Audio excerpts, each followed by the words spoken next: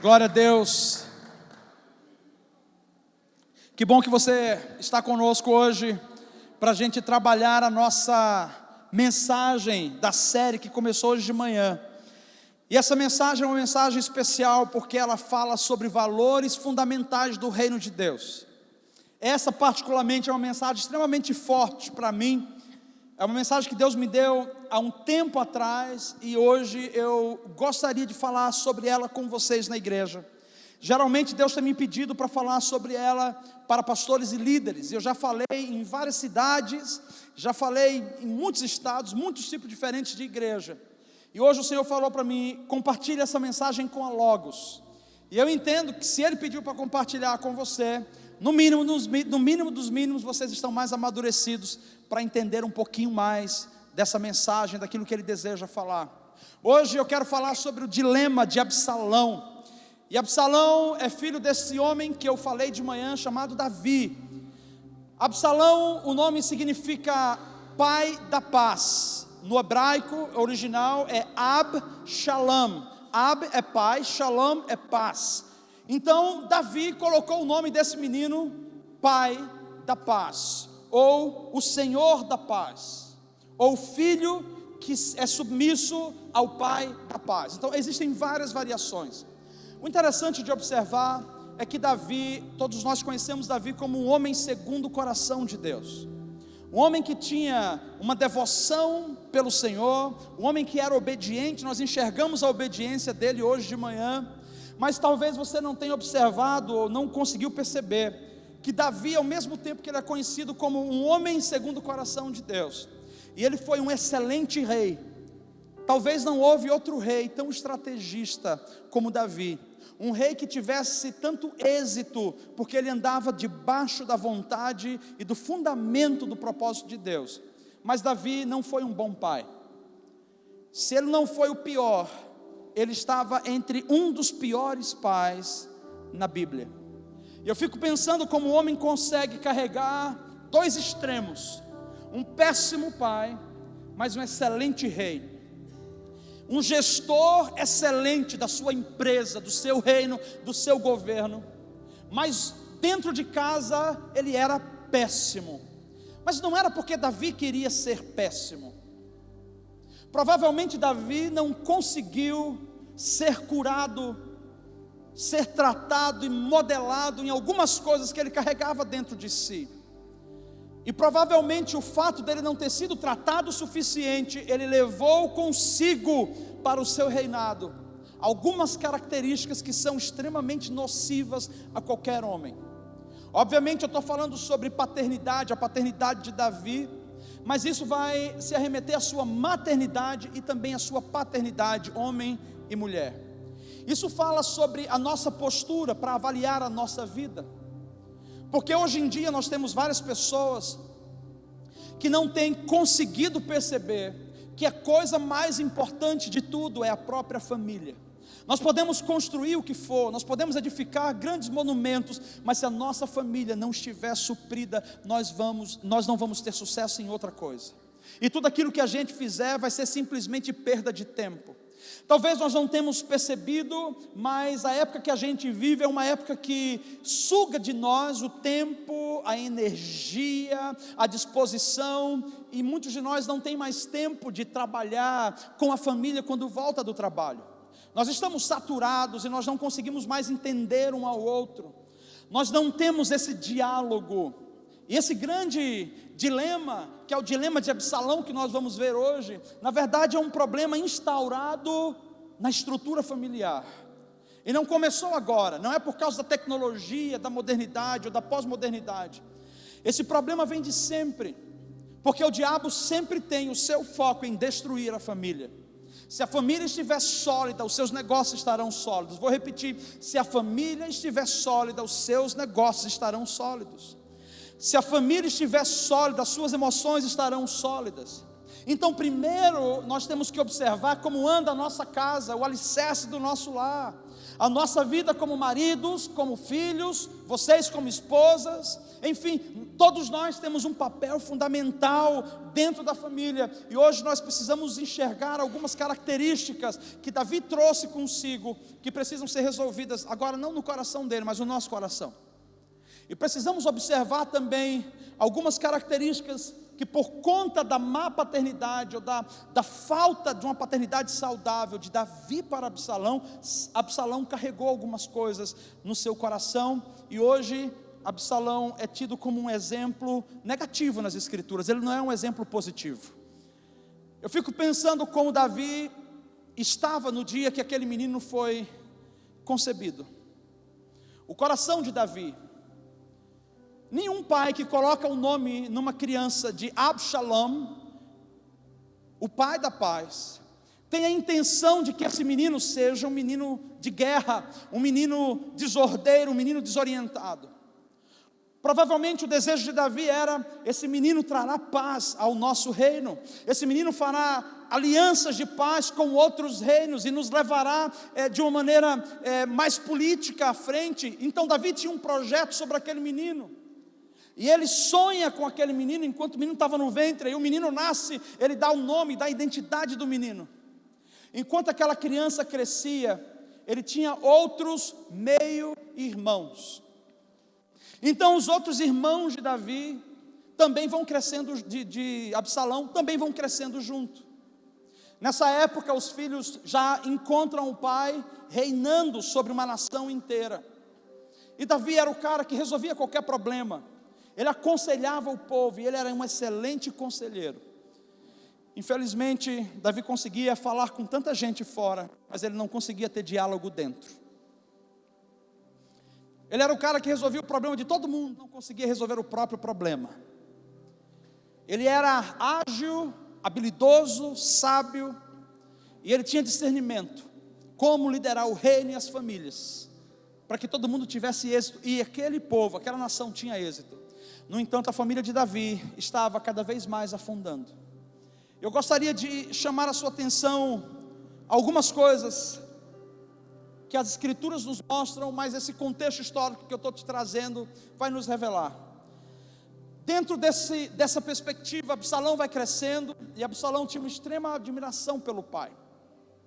Enquanto Davi vai tocando o seu reino, ele não ia nutrindo os filhos com aquilo que os filhos precisavam ser nutridos.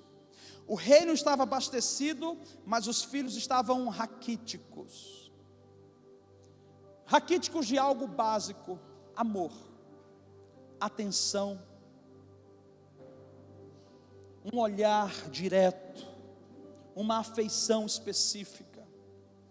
E aqueles meninos foram crescendo, e foram entendendo que o pai não era aquele cara tão perfeito, porque essa é a grande realidade. Nós vamos crescendo, nos desenvolvendo, e olhamos para nós e vemos, nós não somos tão perfeitos. Em algum momento nós vamos demonstrar erros e demonstrar fraquezas. Mas algo aconteceu que trouxe uma ruptura, e essa ruptura entre o relacionamento de Absalão e Davi foi uma ruptura mortal. E eu gostaria de apresentar para você onde tudo começou, porque a princípio estava tudo muito bem, mas havia um meio-irmão de Absalão chamado Aminon. Aminon, até então a palavra não fala muito sobre se ele era uma pessoa desregrada, desordenada, mas ela traz que num dado momento Aminon começou a se afeiçoar pela sua meia-irmã, que era irmã de Absalão, uma menina chamada Tamar, que era muito bonita, por sinal. Ela era tão bonita que o próprio irmão não conseguiu se segurar. Era meio-irmão, então ele falou assim: meio sangue, acho que não vai ter problema. Tem problema, tá? Tem problema. E aí ele começa a buscar conselhos com amigos. Não sei se é amigos ou se são inimigos, porque amigo quer ver o seu bem, inimigos quer ver o seu mal. É muito melhor que você tenha alguém, muitas vezes, do seu lado, que bata no seu ombro e diga: para com essa conversa, para com essa palhaçada, isso eu não concordo, não faz, você não está certo, do que alguém que fica batendo no seu ombro o tempo todo, dizendo: vai, você é demais, você é maravilhoso, você é lindo, você vai dar certo. Cuidado. É muito melhor você ouvir coisas que te puxem para trás, do que o tempo todo só empurrando você para frente. E Aminon tinha esse tipo de amigo do lado. E esses amigos ficavam: cara, você tem que fazer alguma coisa. Se você gosta, você tem que ouvir o seu coração. Só que tudo isso estava acontecendo debaixo do nariz de Davi. E eu não sei, eu pelo menos como pai, quando alguma coisa não está bem com meu filho, eu sei que não está bem. Eu sei quando eu olho nos olhos dele. Acho que a Anne tem mais discernimento ainda, porque ela olha, na verdade a mãe, dizem que mãe tem um sexto sentido, né? Enfim, essa deve ter o outro olho da fé, que fica aqui no... Eu não sei, eu sei que a Anne olha para o Daniel e para o Davi, rapaz, já sabe, senta aqui, o que, mãe? Fala, o Senhor acabou de me falar, se não falar eu vou te falar antes. Aí ele já confessa. Mas às vezes ela chega: Deus acabou de me falar que você mentiu, Deus acabou de falar que você estava em tal lugar e que você fez tal coisa. Ele: como que você sabe? Ô menino, você não sabe que eu tenho Espírito Santo? Não, o Espírito Santo revela, e revela para as mães, hein? Talvez Davi não estava bem casado ali, não estava ouvindo a mulher dele, mas enfim, Davi não estava tendo discernimento. A falta de discernimento de Davi, ou a falta de querer confrontar ou tratar o problema, fez com que Davi fosse levando a banho-maria problemas que estavam nítidos e expostos. Então nós temos esse jovem Aminon, que começa a desejar a própria irmã Tamar, e os amigos falam: fala para o teu pai que você gostaria que ela cozinhasse para você, fizesse aquele caldo, porque ele estava doente. Então só que a doença dele, ele estava doente de paixão, ele adoeceu. Eu não sei quem foi que estava doente de paixão um dia desse, que estava magro demais, quando eu vi estava apaixonado, depois engordou de novo, enfim. Não é que quando você engorda muito você não está apaixonado, senão eu já estou apaixonado pela minha esposa, vigia na terra. E esse menino, ele pede para o pai, e ele fala assim: pai, eu estou doente, e eu queria que a minha irmã pudesse fazer um prato de comida para mim, aquele caldo especial, pede para ela fazer. Em nenhum momento nós vemos o pai confrontando o filho. Ou ele não percebeu, ou ele estava sendo conivente. Mas o que eu quero que você observe aqui é: problemas não tratados, quando eles são manifestos, são problemas que vão ficar cada vez mais enraizados e vão gerar grandes catástrofes lá na frente. Problemas, pecados, defeitos, erros não foram criados para a gente ficar tentando armazená-los e guardá-los em um certo lugar de segurança. Não, lá na frente, coisa nenhuma, lá na frente você pode morrer. O que tem que tratar, trate agora, resolva agora. Nesse momento não tinha paternidade, Davi não tinha essa segurança paterna para resolver o problema. Talvez ele não tinha tempo, ou talvez ele estava dizendo: é coisa de menino, o menino deve estar, coisa da cabeça dele, esse menininho, isso não vai dar nenhum problema não. E ele julgou de maneira errada, porque aí Tamar vai fazer a comida para ele. E quando Tamar começa a fazer a comida, a Bíblia diz que ele estava deitado lá no canto e ele fica observando a menina. Só ele fica comendo a menina com os olhos. Quando a menina termina de fazer, ela deixa a comida numa certa altura perto dele, e ele fala: não, eu preciso que você sirva na minha boca. E foi nesse momento que ela foi servir na boca dele, porque as mulheres do Oriente, elas têm um nível de subserviência, né? Pode barra submissão, aí depende da sua perspectiva. Eu que fui algumas vezes, eu vejo, na maioria das vezes, a subserviência e não submissão. E essa moça foi lá e ela deu a comida para o irmão.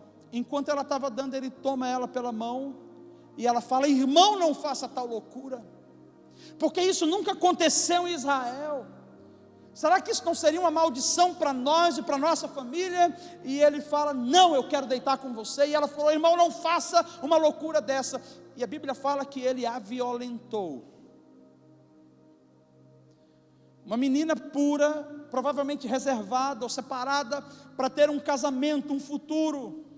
A vida dela, a inocência dela, a virgindade dela foi interrompida por causa de um homem que não tinha naquele momento uma paternidade do lado dele para tratar um problema de caráter, para resolver aquele problema de caráter. Problema não resolvido, instaurado no coração, ele se prolifera, e ele é como uma onda cancerígena, ele vai se agarrando em lugares, ele vai destruindo tudo. Pecado precisa ser levado a sério e tratado como pecado. Isso não muda o fato do amor de Deus por você. Isso só nos traz a responsabilidade que o salário do pecado é a morte. Quando isso aconteceu, a Bíblia diz, com a mesma paixão e intensidade que aquele menino amou inicialmente, ele sentiu nojo após o ato de estupro. Ali tinha acontecido um pecado de incesto, o irmão se aproveitou da irmã, violou a irmã, e agora ela falou: irmão, não faça coisa pior ainda, me expulsando de casa e me mandando para a rua, agora peça ao papai que me redima e que faça alguma coisa, e quem sabe pelo que aconteceu, ele permita que a gente se case. E ele falou: eu odeio você, eu não quero você, e ele expulsou aquela menina dali. Aquela menina sai andando desorientada. Eu não sei se você conhece histórias ou relatos de pessoas que passaram por estupros, e a pessoa fica completamente cega, desorientada, desordenada, ela não sabe quem ela é, ela não sabe para onde ela vai, ela não sabe o que está acontecendo, e assim era Tamar, sai daquela casa expulsa, enxotada, e Absalão estava passando por ali, ainda crescendo, se desenvolvendo, ele encontra aquela menina, que era a irmã dele, e ele vê ela triste. Ele sabia, ela veio da casa de Aminon, e ele perguntou: o que te fizeram? E quando ela não falou, provavelmente o estado dela, quem sabe sangrando, chorando ao extremo, nós não sabemos, roupa rasgada, mas ele identificou e ele disse: vem comigo, porque papai vai resolver isso. Vem comigo, porque papai vai resolver isso. Começa aí a jornada e o grande dilema de Absalão: papai vai resolver o nosso problema. Havia ainda uma figura clara e nítida em Absalão: nós temos um pai, o nosso pai, ele sabe reinar, ele sabe dar conselhos sábios, e no momento que ele mais precisou, foi o momento onde a casa literalmente caiu, a casa de Davi começou a cair. E aí ele procura papai, manda recado para papai. Passa-se 3 meses e Davi não aparece. Passa 5 meses e Davi não aparece. Passam 6 meses, 1 ano, Davi não aparece. 2 anos se passa e Davi não fala absolutamente nada. 2 anos, um estupro, uma violação sexual dentro de casa, do irmão contra uma irmã, e um pai, um rei que era extremamente sábio para lidar com problemas. Nesse momento, Davi não lidou com nada. A omissão de um pai gera o primeiro ponto: mágoa. A mágoa é a ausência de perdão. Absalão não podia perdoar o pai, ele estava ensandecido, ele não estava entendendo a razão pelo qual o pai estava sabendo que a irmã tinha sido violentada por um irmão, e ele não aceitava aquilo, a falta de perdão. Ele não perdoou mais o pai, ele não perdoou o irmão, ele guardou mágoa no coração. A mágoa, ela começa como um sentimento de aversão, como um sentimento que gera um certo incômodo, e você não consegue olhar nos olhos da pessoa. Você guarda uma ofensa dentro de você, e a única coisa que você pode fazer é alimentar aquilo, e vai alimentando, e vai alimentando. A mágoa, ela é extremamente nociva, porque a mágoa cega os seus olhos. A mágoa faz com que o seu coração fique petrificado, e a mágoa tira de você a capacidade de discernimento. Agora nós temos um jovem que é o pai da paz, Absalão, cheio de mágoa no coração. A mágoa é o oposto do que Deus tem nos ensinado. Ele fala assim: não apenas ore pelos seus inimigos, mas perdoe os seus inimigos. E perguntaram para ele: quantas vezes eu devo perdoar? Perdoa 70 vezes 7. Em nenhum momento você estava vendo Jesus dizendo: você precisa ter o mesmo relacionamento com a pessoa que você tinha antes. Não, mas o perdoar é liberar a pessoa, deixar Deus tratar com ela, não você guardar ela aqui. Porque enquanto você não liberar ela aqui dentro, dessa mágoa, dessa ausência de perdão, você está sendo alimentado por um desejo de vingança. A mágoa, que é a ausência de perdão, ela gera características de vingança. Então Absalão se levanta e ele fala assim, com toda clareza: eu vou matar meu irmão, eu vou acabar com isso, eu vou matar o meu irmão. E aí ele faz um plano. Agora estava cego, Agora ele se tornou justiceiro. Vou matar meu irmão. Como que eu vou matar meu irmão? Vou preparar uma festa em casa. E nessa festa que eu vou fazer em casa, eu vou convidar só o meu irmão para sentar à mesa comigo e comer. Nesse momento ele manda o pedido de permissão ao pai. E ele fala: pai, eu quero dar uma festa em casa. E nessa festa eu gostaria que a Minon viesse e se sentasse comigo. Enquanto a Minon estiver sentada, eu quero servi-lo. Davi, naquele momento, percebe que algo não estava bem. Davi se ausenta do ambiente de confronto, mas Davi, ele não resolve o problema daquele menino. Então ele fala assim: filho, faz o seguinte, não vai sozinho não faça só você e ele sabia que alguma coisa podia acontecer, leva os teus irmãos juntos. Absalão falou: tudo bem. Só que Absalão tinha programado com os outros irmãos que seria uma festa natural, onde eles iriam simplesmente servir, mas ele combinou o contrário com seus servos. Ele pediu para os servos se prepararem e matar Absalão. Os servos a princípio não queriam, mas ele falou: o sangue dele recairá sobre mim.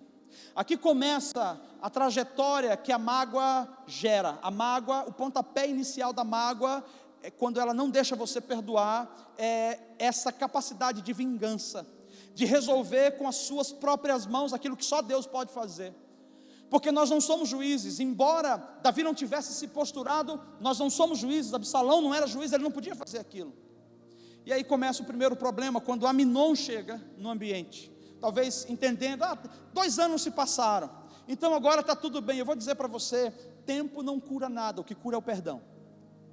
Tempo não cura a sua dor, tempo não vai curar o seu pecado, tempo não vai arrancar de você aquela vingança, aquele sentimento de mágoa. O que pode curar você é a confissão do perdão. Eu perdoo ou me perdoe. Quanto mais você argumenta contra isso, pior fica a sua situação. E de repente acontece uma coisa: aquele menino entra, o Aminon entra, os servos matam, e Absalão sabia: agora está resolvido. Ele foge para um lugar, ele foge para o deserto, e ele fica no deserto durante 3 anos. Durante 3 anos Davi não se levanta, Davi não manda chamar o menino. Durante 3 anos, agora o assassinato não tinha sido resolvido, mas Davi se sentiu ofendido, Davi se sentiu magoado. Agora o ato de Absalão tocou o pai, e a Bíblia fala que Davi estava angustiado e extremamente enfurecido contra Absalão, porque agora Absalão cometeu um assassinato. Não sei se você está percebendo, é um problema em cadeia. Problema não tratado hoje se tornará o obstáculo que você vai ter que romper amanhã. A grande questão é que aqui ele está menor, ali na frente ele vai estar maior, e algumas vezes esse obstáculo aqui nos engole. Então, de uma mágoa se tornou uma vingança, e daquela vingança veio um assassinato, e do assassinato veio a fuga.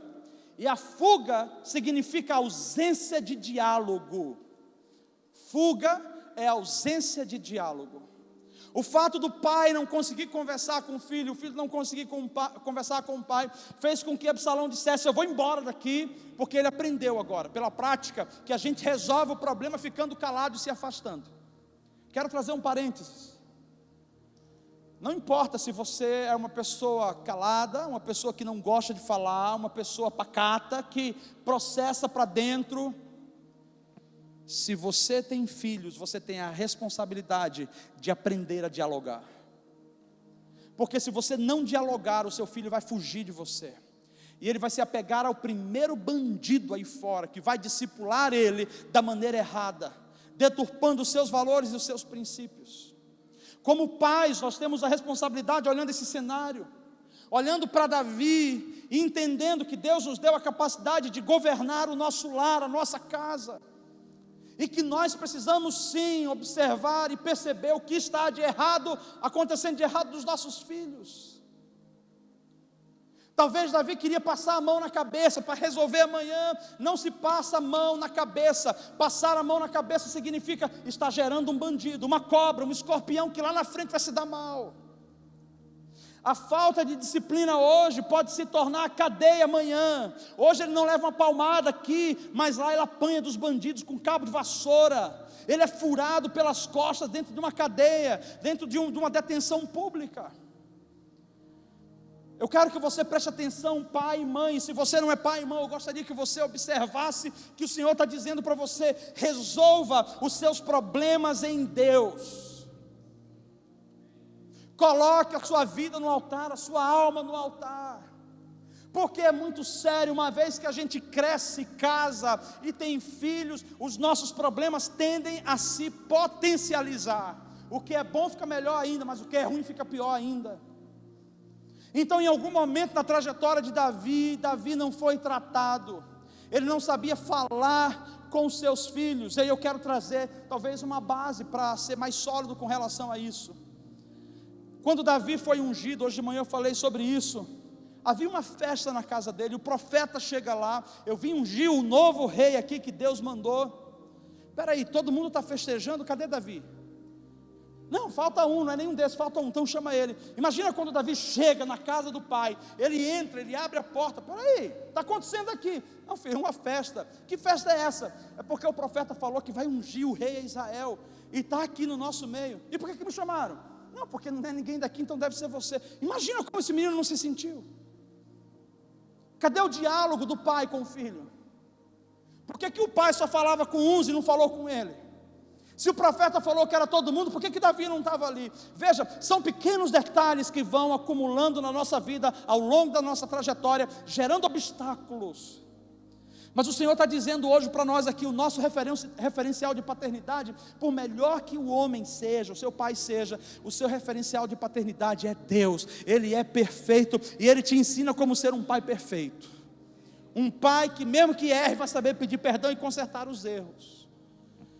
Então nós temos agora um Davi angustiado pelo filho, desesperado, querendo esganar o filho, mas ele não tinha diálogo, e a falta de diálogo gerou fuga. É uma outra coisa que eu gostaria de trazer para vocês, que a maioria das pessoas, eu tenho uma cunhada, né, a Diana, que não está aqui mais, mas ela reconhece isso quando conversa. A Diana, quando eu confrontava muito ela, a Diana era um bicho do mato, e eu confrontava muito a Diana. Então: Diana, vem cá, deixa eu te ensinar sobre isso. E ela ouvia, e ela ia se trancar no quarto. E eu batia na porta, ela não falava: Diana, abre, querida, vamos terminar de conversar. Ela não abria a porta. Sabe por quê? Porque ela não sabia dialogar, ela não sabia conversar. A falta de diálogo vai gerar fuga. Gera fuga em você que não fala, gera fuga na pessoa que você não está falando. Ela vai embora, ela fica longe de você. A única maneira da gente tratar e resolver problemas é começando a conversar. E conversar não é brigar, meus irmãos. Conversar não é chegar no calor do momento que a gente começa a gritar e começa a brigar e dizer: você fez isso. Que conversa de você fez isso? Vamos escutar o outro primeiro. Escuta, aprenda a ouvir. E assim, se você tiver certo e a outra pessoa diz que você está errado, aprenda a pedir perdão e não se defender. Você não precisa se defender. Você não precisa se defender, porque você tem um Deus que defende você. Aprenda a pedir perdão, porque o seu pedido de perdão vai curar a outra pessoa. Às vezes a gente fica tentando lutar para ver quem está certo, tentando provar. Isso nada mais é do que orgulho. Quem é que vai ouvir e vai reconhecer? Enfim, esses 3 anos que Absalão passou no deserto, ele ficou na casa de um parente. O nome desse parente era Aitofel. Sabe quem era Aitofel? O avô de uma menina chamada Betseba, conhecido também como pai, tá? Mas historicamente ele era avô. Como é que é? Sabe quem era Betseba, né? Betseba era aquela mulher muito bonita que Davi, no momento que deveria estar trabalhando, estava lá descansando. Ele falou: hoje eu mereço. Hoje eu trabalhei tanto, já lutei tanto na batalha, eu sou um rei, eu mereço um dia de descanso. E aí ele foi descansar. O problema não é descansar, o problema é descansar no momento que você tinha que estar batalhando. E o problema é batalhar no momento que você deveria estar descansando. Então, enquanto o povo estava, os soldados estavam lutando na batalha, Davi estava em casa. E aí, cabeça vazia, o quê? Que dizem por aí? Oficina de Satanás, né? Cabeça vazia, querido. Começou a entrar coisa. Também não sei que raios, que carga d'água aquela mulher queria tomar banho do outro lado, se mostrando para ele. Lá estava a mulher. Não sei se ela sabia também que... Enfim, era o laço do passarinheiro. Estava preparado ali, a faca e o queijo. Ele deu brecha, ela deu brecha, os dois caíram. E aí foi o troço por água abaixo. E coisa dura foi cair na mão do Senhor, tá? Coisa dura para Davi foi cair na mão do Senhor. É tão tal que teve coisas que aconteceram, ou melhor, tão tal que teve coisas que não aconteceram na vida de Davi, que estava planejada por Deus, que deixou de acontecer por conta desse pecado. A gente fala muito sobre o amor, mas o amor não é a ausência de disciplina. Deus não é omisso. Deus vai tratar você com muito amor, com muito cuidado, mas Ele vai tratar os nossos pecados e os nossos problemas. Porque pecado mata você, então Ele quer arrancar de você tudo aquilo que destrói você. Por conta disso, Davi não conseguiu construir o templo. E o Senhor falou para ele assim: você não vai construir o templo. Mas por que eu não vou construir o templo? Você não vai construir o templo. Quem vai construir é o seu filho, porque você é um homem sanguinário. Ele poderia dizer: mas, meu Deus, todo mundo aqui é sanguinário. O Senhor mandou a gente matar os inimigos. Todo mundo é sanguinário. Mas não era esse tipo de sanguinário. Porque aquele tipo de morte ou de assassinato é um assassinato na guerra, era legítima defesa. Era um tratado entre nação e Estado. Então não havia um vínculo emocional. Mas a vingança ou a maracutaia que ele teve aqui na cabeça dele de matar o marido de Batseba, mandando o menino ir lá para a primeira fileira e morrer, ali o sangue daquele homem ficou sobre as mãos deles. O Senhor falou: no meu templo eu não posso ser uma pessoa de mão sanguinária. Quem vai construir é o seu filho. Sabe o que eu quero dizer com isso? Que Deus não deixou de amar Davi, e Davi não deixou de ser um homem segundo o coração de Deus, mas houveram coisas que foram interrompidas na vida de Davi por conta daquele deslize. Nós precisamos observar que o nosso Deus não é menino, e a vida cristã é coisa séria. Pecado é pecado, delito é delito, e o nosso Deus, quando se trata disso, Ele trata com toda a veemência necessária, com muito amor, mas Ele vai fazer o que tem que fazer. Amém? E olha só o que acontece. Aitofel se torna o discipulador de Absalão. O que eu acho incrível, que isso é um retrato histórico do que acontece todo dia. Pessoas amarguradas se encontram com pessoas amarguradas, e elas se amarguram ainda mais juntas. Pessoas que não são saradas, quando elas encontram outras que estão com problemas, a primeira coisa que elas fazem é falar, e elas descem a lenha, porque tal pessoa, e é sempre assim, né? Então, eu acho isso muito legal, porque geralmente quem está ofendido, que encontra outro, vai falar, só fala do problema do outro, o que o outro fez, o que o outro não é, o que o outro deixou de fazer, o que o outro deixou de pagar, enfim, mas ninguém fala de si. Eu fui um mau caráter com ele, eu também falei mal, eu menti, eu puxei o tapete dele, enfim. Quem está reclamando sempre é o certo.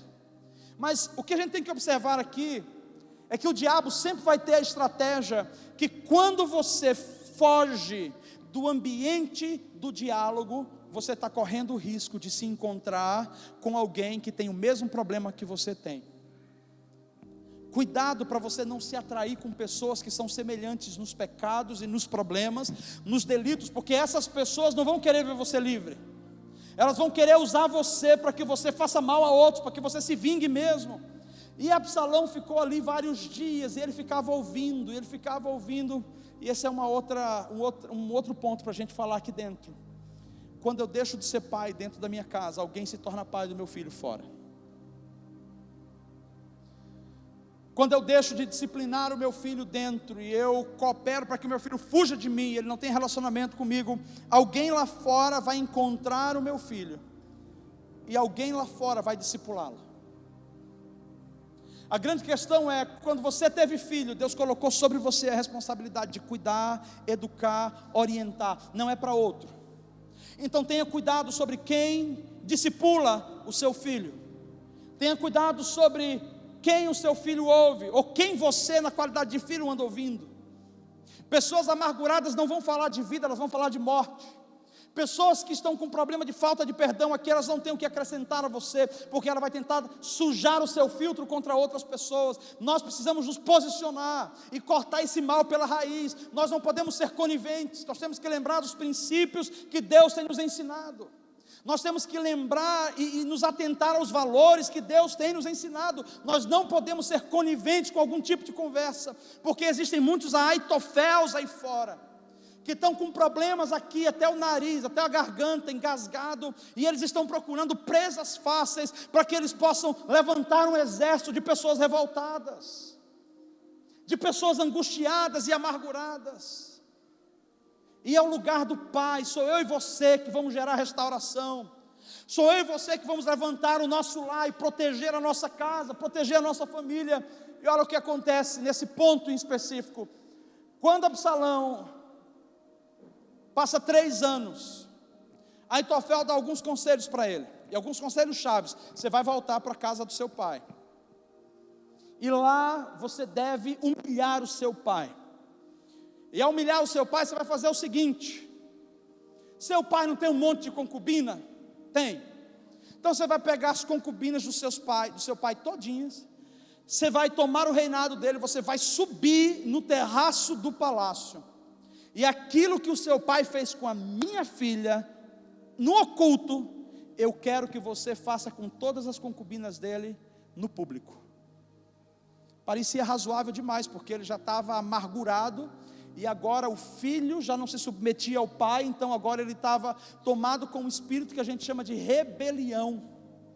A rebelião cega, a rebelião quer matar, ela quer tomar o lugar. Na verdade, a Bíblia fala que o pecado de rebelião é semelhante ao pecado de feitiçaria, que é um pecado abominável diante de Deus, porque ele levanta outros ídolos. Enfim, Absalão quer voltar para casa, e fala com um jovem chamado Joabe, que era conselheiro, e era próximo da família, perto de Davi. Então Joabe chega com Davi, e fala assim: Davi, rei, o menino está lá há 3 anos, e ele está com saudade da casa dele, traz ele de volta.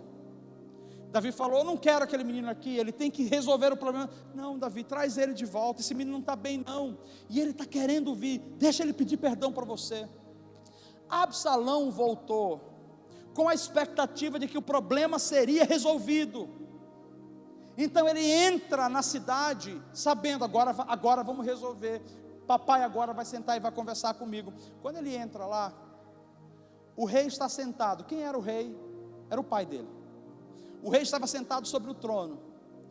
Absalão entra no templo, na sala do rei. Quando abre a porta, Davi levanta o cetro, significando: pare aí onde você está, eu não quero contato com você. A maior morte para um filho é perder o contato com o pai. A maior morte para um filho é perder o contato com o pai.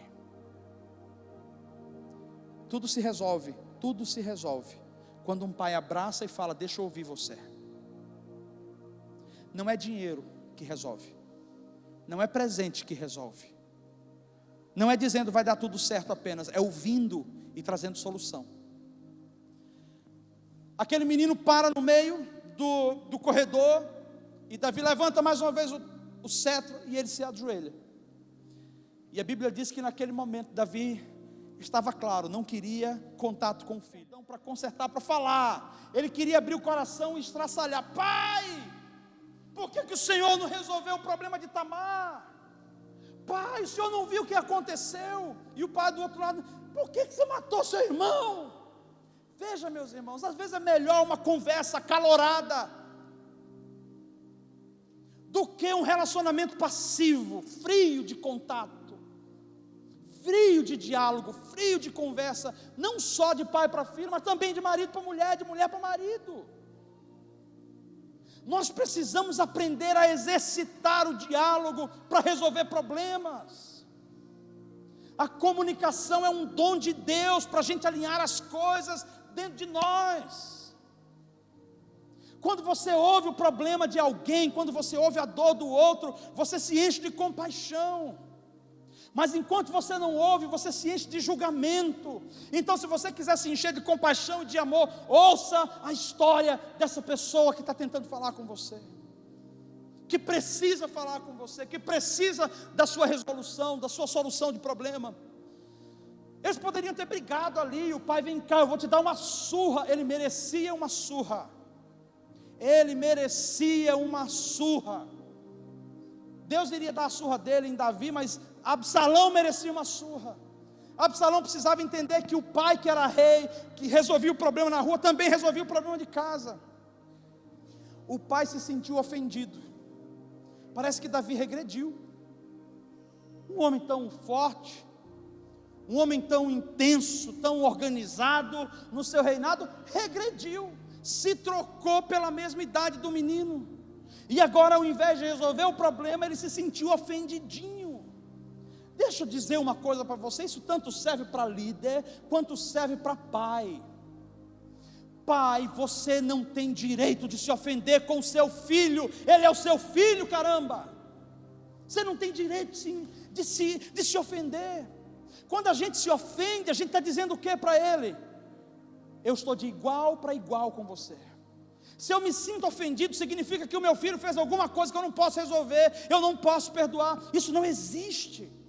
Os filhos podem fazer o que quiser, nós precisamos nos manter na consciência de que somos pais, e Deus nos deu o direito e a sabedoria para disciplinar, e para amar, e para corrigir, para orientar, para organizar a casa. Irmãos, o que eu estou falando é algo muito sério, porque na verdade esse é um retrato da nossa sociedade hoje. Pais frouxos. Os pais que acham que amar é deixar o menino fazer o que ele quer. Não é. Fazer o que quer é ser conivente com o estilo de vida de bandidagem que esse menino vai ter no futuro. Precisa puxar a orelha, sim. Precisa dizer: hoje você não joga, hoje você não sai, hoje você não nada. Enfim, em algum momento essa criança precisa ser disciplinada, ou ela vai se tornar um monstro. Quero chamar a sua atenção que esse menino não nasceu num ambiente sendo profetizado. Esse menino vai se rebelar contra o pai. Ele foi gerado como rebelde. Não era o objetivo de Deus que ele fosse um rebelde. Ele foi gerado. Isso é a minha omissão e a minha falta de amor e de disciplina e de pulso firme. Gerou no meu filho a cultura e a característica de Absalão. Nós precisamos resolver isso enquanto há tempo. Então, depois desses 3 anos que Absalão volta, ele queria resolver o problema, e mais uma vez o pai fala: não vamos resolver nada não, nem quero você por aqui, saia. Aquele momento foi um momento crucial. Isso é, começamos falando sobre a mágoa, que é a ausência de perdão, que gera fuga por causa da ausência de diálogo, e a gente finaliza com a conspiração. Mágoa, fuga e conspiração. Quando não há perdão e não há diálogo, Absalão saiu de casa e falou: quer saber, eu tenho como resolver esse problema. Aí deixa eu explicar para você o que tinha acontecido no deserto. Absalão casou com uma mulher, encontrou uma mulher e se casou com ela, e ele teve uma filha, no primeiro ano que estava fora. Nasce uma menina. Qual é o nome da menina? Tamar, o mesmo nome da irmã dele.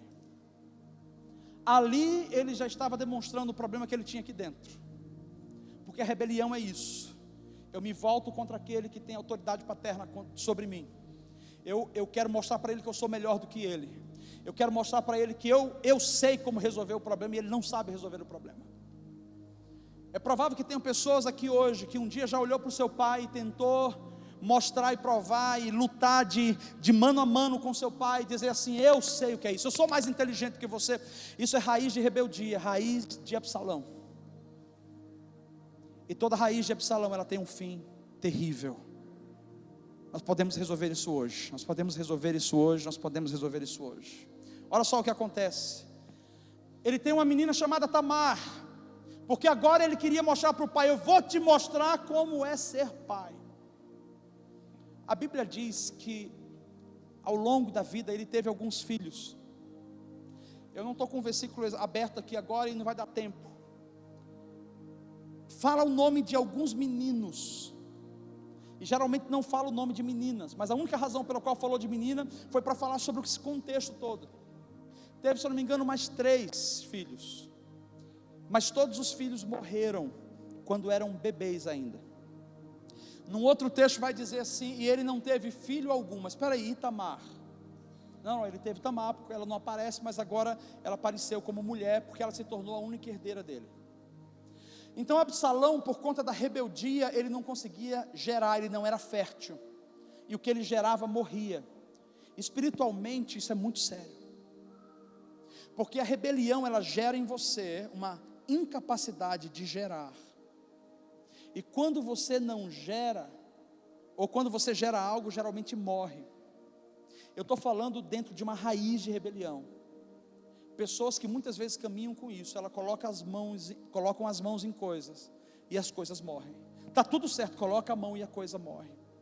Ah, mas eu não sou rebelde. Cara, eu não estou falando que você é rebelde, eu estou falando, vamos avaliar o nosso coração hoje. Vamos pedir para o Senhor sondar aqui dentro. Porque se alguma coisa não está certa, a gente vai perguntar de Deus e deixar Deus revelar para nós.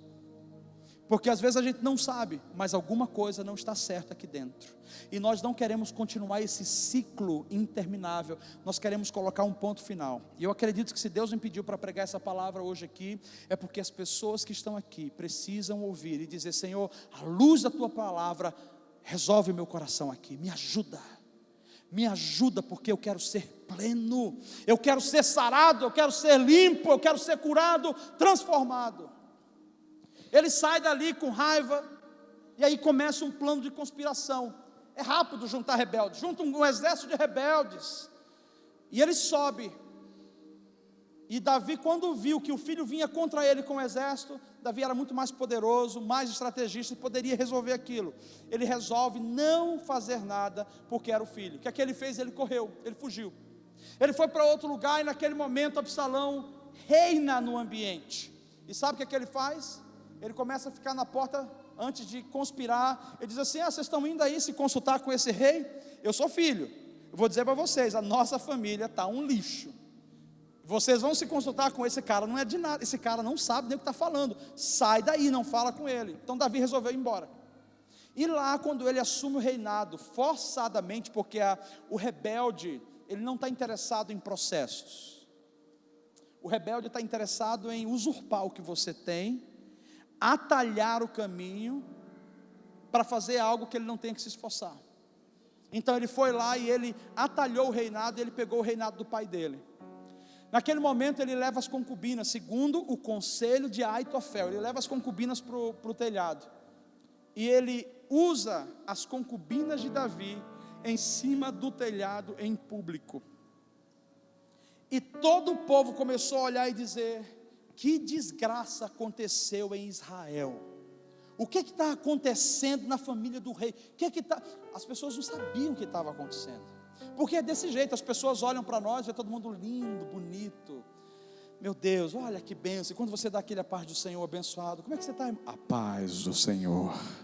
E quando está com fundo musical desse, melhor ainda, né? Porque vem aquela unção, e você, dependendo do timbre de voz que você usa, as pessoas até se arrepiam, da maneira que você olha assim: eu vejo dentro de você a paz do Senhor. Então às vezes a gente tem toda uma máscara, e as pessoas não enxergam, e elas só enxergam quando a casa já caiu. Está dizendo para nós: você não pode construir a sua casa sobre a areia, você tem que construir a sua casa sobre a rocha. Então não importa o nível de performance que a gente quer fazer aí fora, se a gente é bom comunicador fora, mas se a gente é um péssimo comunicador dentro, a tua casa vai cair, criatura. Se você resolve o problema de todo mundo aí na rua, mas você não resolve o problema de dentro da sua casa, a sua casa vai cair. Que vergonha maior é essa, de alguém que ganha o mundo inteiro e perde a sua própria família, de alguém que é benquisto diante de uma nação, e todo mundo olha e fala: uau, que cara, e no entanto os filhos estão matando um ao outro, os filhos estão cometendo incesto, os filhos estão fugindo da paternidade dele. Que sucesso nós temos aí. Eu acredito que Deus está dizendo hoje, é dia de resolver o nosso coração, porque no mínimo dos mínimos nós somos filhos aqui, nós temos pais, temos que resolver o nosso coração com relação aos nossos pais. Mas nós que somos pais, temos que avaliar o tipo de paternidade que estamos conduzindo os nossos filhos, porque eu posso ser um cara de sucesso, mas se a minha família for um fracasso, não existe sucesso em mim. Uma hora ou outra as pessoas vão olhar para nós e vão dizer assim: que desgraça sucedeu nessa família que parecia que estava tudo tão bonito e tudo tão bem. Não queira brilhar mais fora do que você brilha dentro. Brilhe fora o tanto que você brilha dentro. Cuidado com a omissão, cuidado com a mágoa, cuidado com a fuga por causa da ausência de diálogo. E acima de tudo, cuidado com o ambiente conspirativo, onde você gera um ambiente de conspiração para jogar pessoas contra a sua paternidade. Preste atenção numa coisa: o filho nunca será maior do que o seu pai.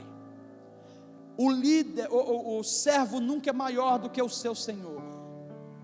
Você pode alcançar 3 metros, você pode ter muito mais diploma do que o seu pai. Quando você se relaciona com ele, você não é pastor, não é apóstolo, você não é doutor, você não é empresário, você é filho. Quando Deus fala com você, você acha que Ele fala assim: pastora Kate, quero falar convosco, tens 1 hora para mim? Deus não fala assim. Deus nos chama de filhos. Então nós temos que entender que o nosso papel é dar suporte à nossa paternidade, e a nossa paternidade é dar segurança para que a gente cresça saudável. A conspiração começou, Davi fugiu, um exército contra Absalão, do próprio Davi se levanta contra Absalão e vão lutar. Absalão sai no seu cavalo, correndo para a batalha. No momento que ele corre para a batalha, ele chega num determinado lugar que tinha uma árvore. A Bíblia diz que aquele menino o cara era bonito, né, Silas? Do dedo do pé até o topo da cabeça, não tinha alguém tão bonito como Absalão. Dá para ti? E aí ele sai correndo, aquele cabelo loiro,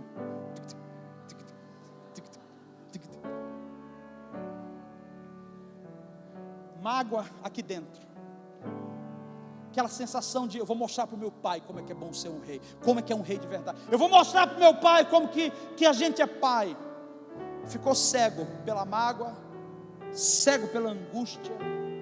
As palavras de Aitofel, o novo pai dele, falando no ouvido dele: vai lá, cara, expõe teu pai, mata teu pai, destrói teu pai, só azucrinando a cabeça do homem. E ele chega nesse momento, ninguém matou ele,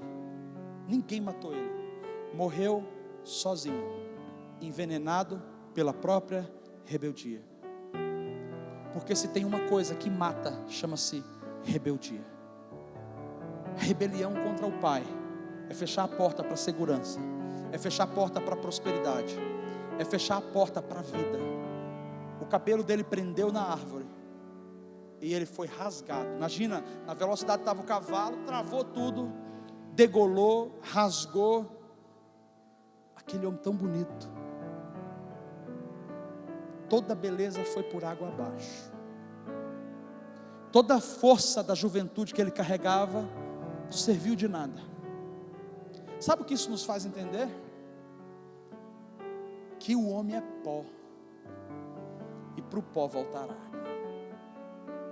Não adianta guardar o orgulho no coração, porque tu não é nada. Não adianta achar que você tem a solução e que você é o bambambam, que a primeira rasteira que você levar, você não se levanta mais.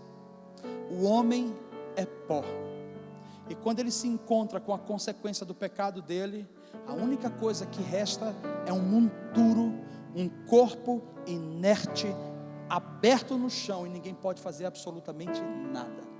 Não foi Deus que matou Absalão, foi Absalão embriagado pela rebelião, que se deixou morrer, porque ficou cego. Abre comigo 2 Samuel para a gente concluir, capítulo 13. 2 Samuel capítulo 13.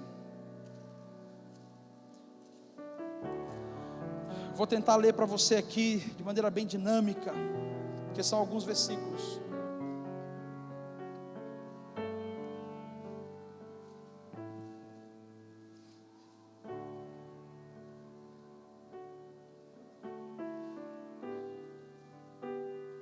Desculpa, vai ser o 14, queridos. Deixa eu ver aqui.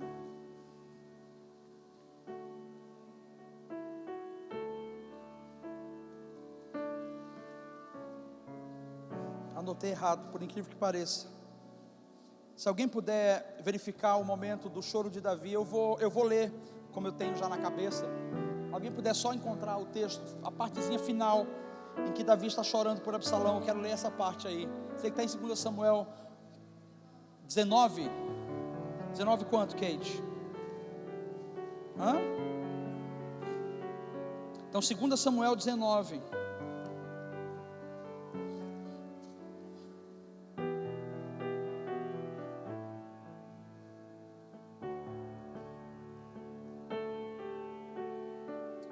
Não é um não, peraí. 18:33, é isso? Tá, então vamos lá. 18:33.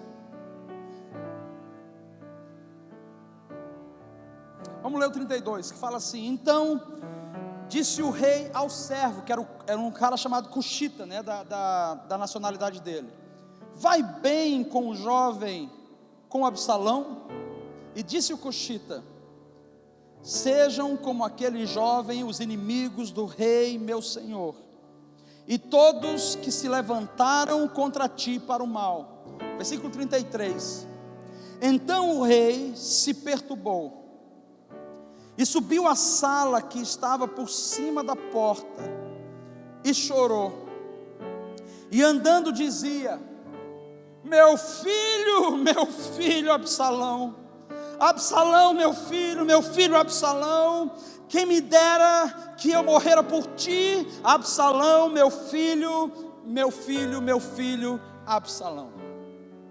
Essas foram as últimas palavras do luto, da tristeza, do remorso, porque agora já não dava mais arrependimento, era remorso que Davi estava sentindo.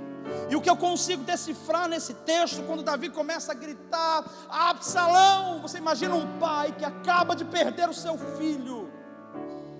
Davi não tinha noção do homem que Absalão tinha se tornado, e a única coisa que ele sentia aqui, quando ele fala Absalão, ele estava dizendo: Absalom, pai da paz, pai da paz, pai da paz, pai da paz, quem dera eu tivesse morrido por ti.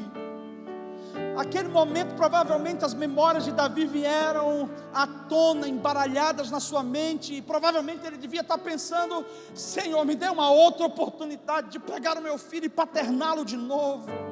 Senhor, por que isso se sucedeu? Eu não consegui perceber, e eu não tenho mais o meu filho. Provavelmente as memórias de Absalão crescendo, os intuitos de Davi: esse menino vai ser o pai da paz na nossa nação. Tudo isso tinha ido por água abaixo. A única coisa que resta em Davi é um remorso, um choro profundo de ter tido a oportunidade de fazer algumas coisas enquanto Absalão ainda estava vivo, e agora ele não conseguiu mais. A perda de Absalão gerou angústia, remorso, profunda tristeza em Davi, de ter tido a oportunidade e nunca ter olhado para o filho e dito: filho, você errou, e eu preciso resolver com você. Passou o tempo. No caso de Absalão, passou o tempo. Davi não podia mais pegá-lo no braço, ficou apenas a memória daquele menino que tinha um futuro brilhante pela frente, mas o pai, por não ter sido pai, desviou o menino do propósito dele de ser um grande homem.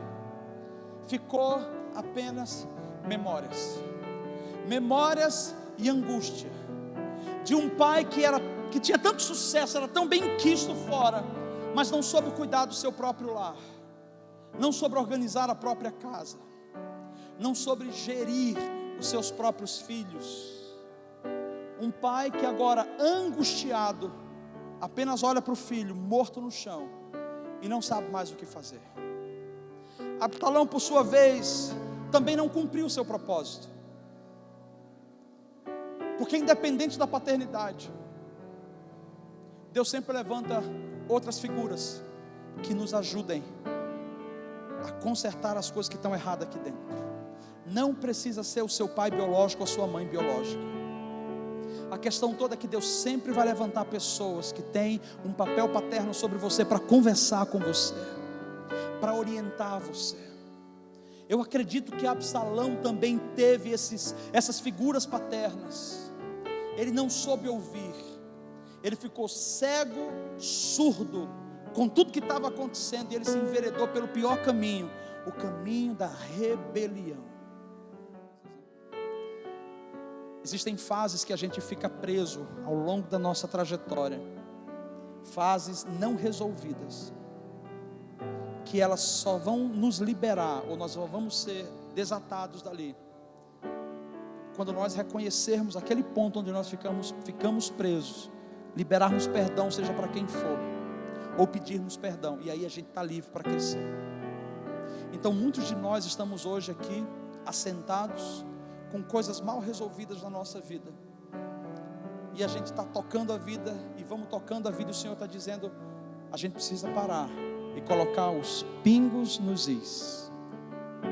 A gente precisa parar, e conversar de maneira franca e aberta, enquanto ainda é tempo, porque Absalão morreu, e Davi teve que conviver até o último dia da sua vida, com o fracasso de ter sido um excelente rei e um péssimo pai.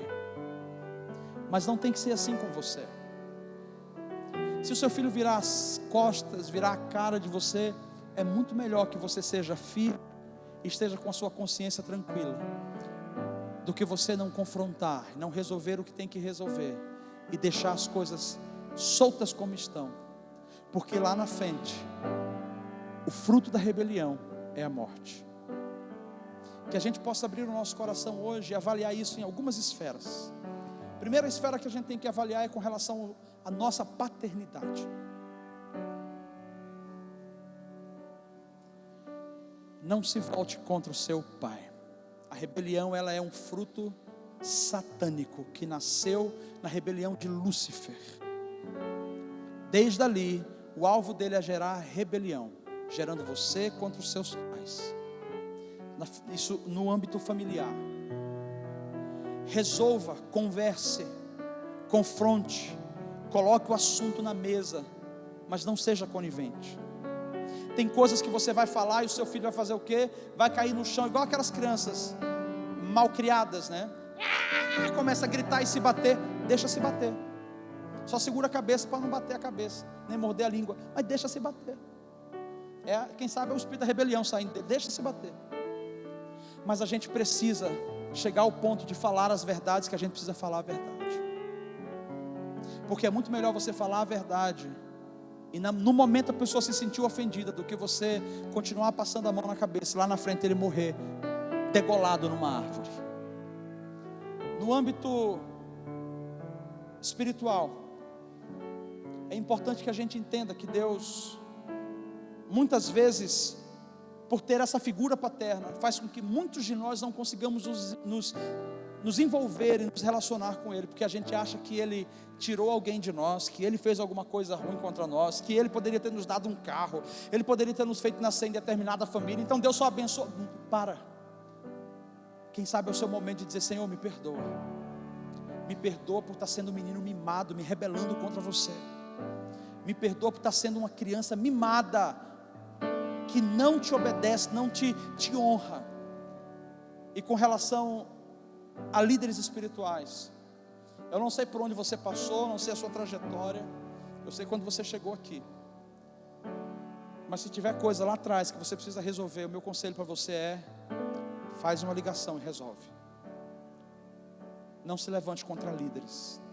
Mas está errado. Deus trata liderança, mas aproveita a oportunidade para conversar, aproveita a oportunidade para abrir o seu coração, e saiba, como filho, você não é detentor da verdade absoluta, você tem mais a ouvir do que a ensinar. Então aprenda a ouvir. E muitas vezes nesse ambiente, muitas pessoas se levantam contra figuras que Deus levantou para orientá-las, e elas tentam pegar atalhos, e lá na frente elas morrem. Pelo amor de Deus, eu não sou o tipo de pastor que estou dizendo: você vai sair daqui e vai morrer, não é isso. Eu estou dizendo que isso não aconteça na sua vida espiritual. Porque onde tem rebelião tem lixo, onde tem rebelião tem demônio, onde tem rebelião tem morte.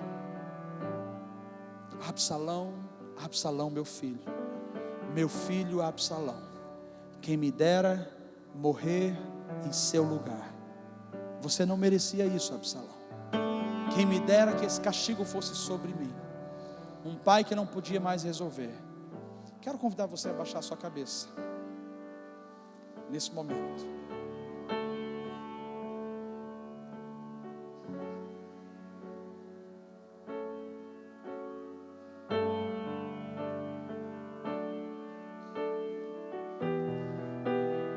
Primeira coisa que eu quero, você que veio aqui, eu não sei se você já fez uma decisão por Jesus.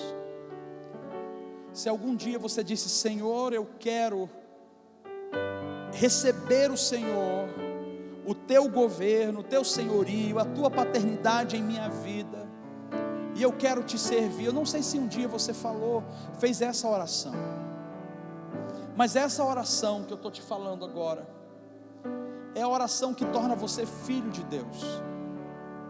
Nós não somos filhos de Deus só porque existimos.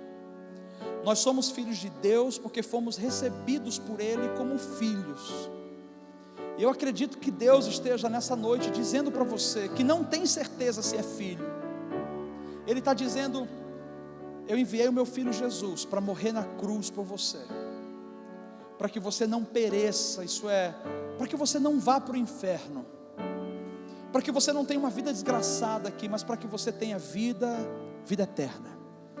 Ele está aqui hoje dizendo para você: eu te quero como filho. O meu filho morreu por você, e Ele está disposto a apagar os seus pecados hoje. Porque o que separa o homem de Deus é o pecado. O que deixa o homem longe de Deus é o pecado que faz separação. Romanos fala que todos pecaram e por isso ficaram separados de Deus. E só o sangue de Jesus nos aproxima. Então, pessoas que ainda não tiveram um encontro com Jesus e não tornaram Jesus o Senhor da sua vida, você está separado dele. E eu creio que o Senhor hoje está dizendo para você: eu quero você como filho, porque você é meu filho. Jesus morreu por você. Se por algum motivo você está aqui nessa noite e você nunca fez a oração de entrega da sua vida para Jesus, e você carrega mágoa, você carrega frustração, você carrega tanto peso nos seus ombros, e você não sabe para onde ir, e você não tem aguentado, eu acredito que Deus está dizendo para você hoje: vinde a mim, todos vós que estáis cansados, oprimidos e sobrecarregados, e eu vos aliviarei. Hoje à noite você veio aqui para receber alívio de Deus. Hoje aqui você veio para receber perdão. Porque o homem, quando ele não está em paz com Deus, a mente dele pesa, ele fica com a consciência pesada. Mas Deus está dizendo: Jesus veio para perdoar você e limpar a sua consciência. Eu quero convidar você que nunca fez uma oração de entrega a Jesus, para dizer: Senhor, eis aqui a minha vida. Onde está a primeira pessoa? E eu quero orar com você.